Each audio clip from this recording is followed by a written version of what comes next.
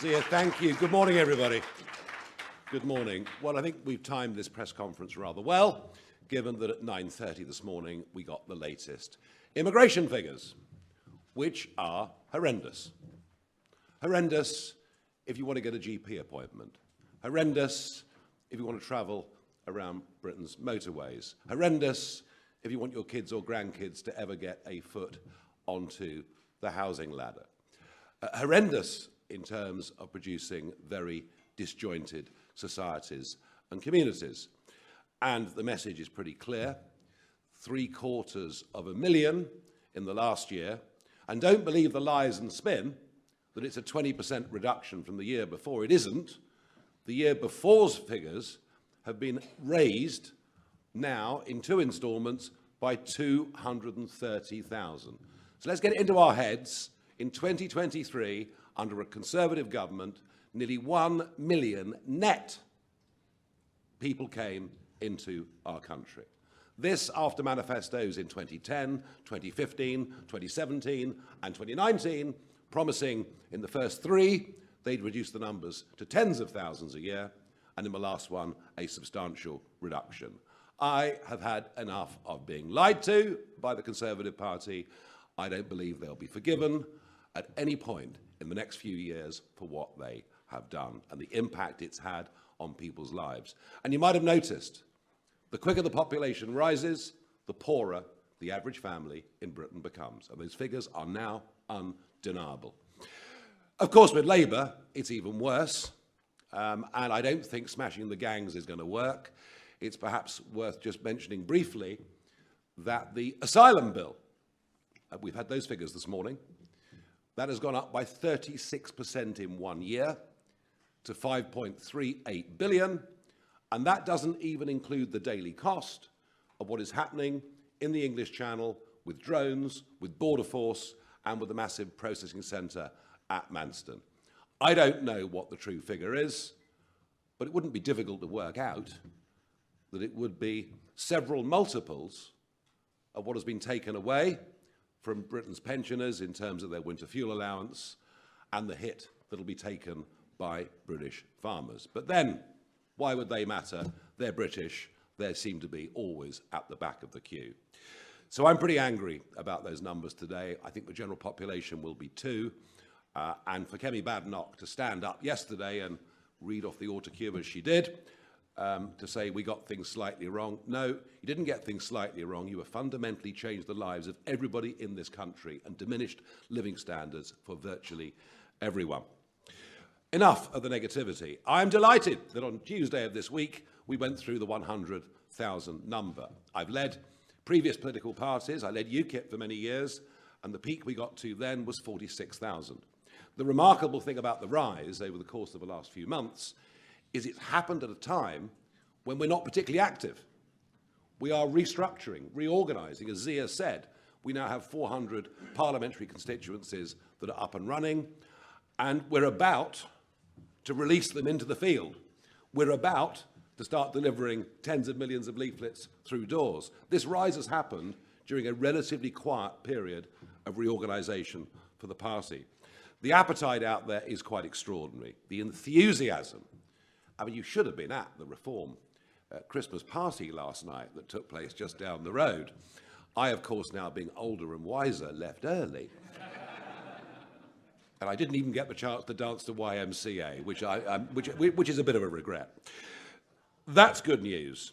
You might have noticed that in by-elections, weekly by-elections that take place for district, borough or county councils, we've now become active. And last week in Kent, we won our first county council by-election, and we'll win another one between now and Christmas in a county not too far away from there. So we're taking that seriously. But the vast majority of Zia's time and the vast majority of my time is focused on one simple thing, and that is May the 1st next year. On May the 1st next year, we have the English county council elections, some of them now, of course, unitary. There are 2,200 candidates that we need to find to fill those vacancies. We have so far vetted and approved over 1,000 of them, and we've put in place vetting standards far more rigorous than any political party in Britain has ever undergone before for people standing for local election. Those candidates will be beginning to be adopted, in fact, starting at the end of this week. And I promised I'd democratise the party, and yeah, it's up to the branches. They can choose who the candidates are off the approved list. So we expect to hit the ground running, out there campaigning, door-to-door, leafleting, gathering data, ready for those elections on May the 1st, and we'll do that starting very early in the new year. So I think this membership of 100,000, milestone though it is but a fraction of what we're actually capable of achieving. People want something different. And to carry on from what Zia said, if you come to a reform event, you'll find happy people. We are happy warriors. And it's because we actually genuinely think that this never-ending cycle of negativity, of economic decline and societal decline can be turned around with strong leadership. In fact, I think that's what the American public thought at their recent elections. And boy, am I looking forward to my new friend, Elon Musk, taking on the administrative state in America. It may well prove a blueprint that perhaps we can use if things go well after 2029. So one other number I want to point out to you, and that is my personal TikTok account, which last week went through 1 million followers. And we get tens of millions of views on my TikTok account every single month. 2/3 of that million are under the age of 35. Half of them are under the age of 25. Something remarkable is happening with Gen Z. And it's not just happening here. It happened in America at the last election, where Trump got 44% of the under 30s to vote for him. Something that was unthinkable in 2016 and 2020. And it's happening across much of the rest of Europe too. A lot of those that seem to support me are 16 and 17, which is perhaps why the Labour government have decided not to lower the voting age. I put forward as a suggestion, I don't know. But there's something very exciting happening, and what we have to do is to turn that enthusiasm into people that actually register and go out to vote, and it's going to be one of the main jobs that Zia and I have over the course of the next few years. So I'm very pleased with the progress that we've made.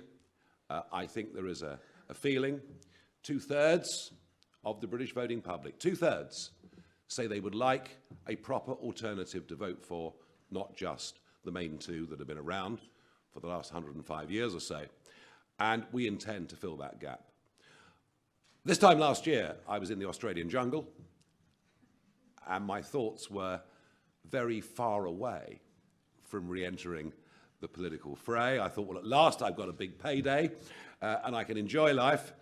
But I just couldn't stand by and watch Brexit be squandered in the way that it was by the Conservative government. None of the potential advantages that it was offered, other than foreign policy, frankly, have been taken up. We've got self-government back.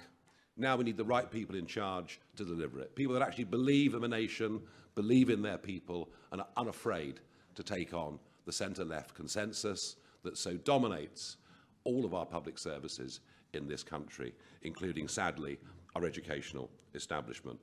So, to make it clear, we believe in Britain. We've only just started, but we are on our way.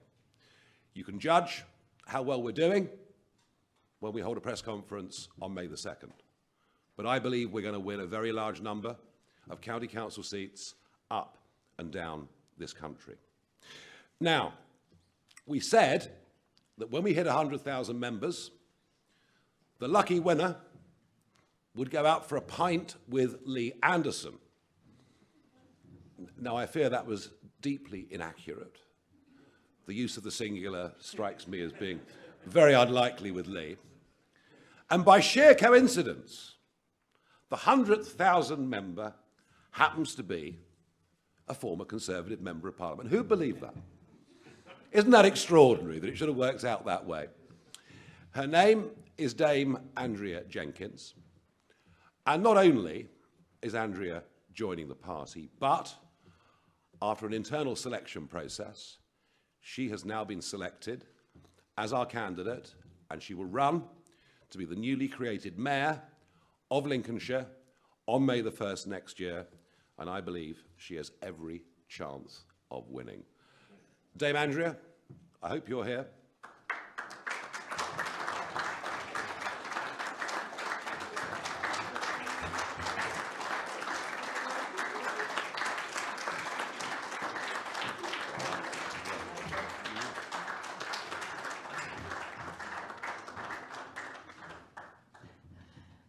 I have to admit, I feel a bit shaky in the back of the stage.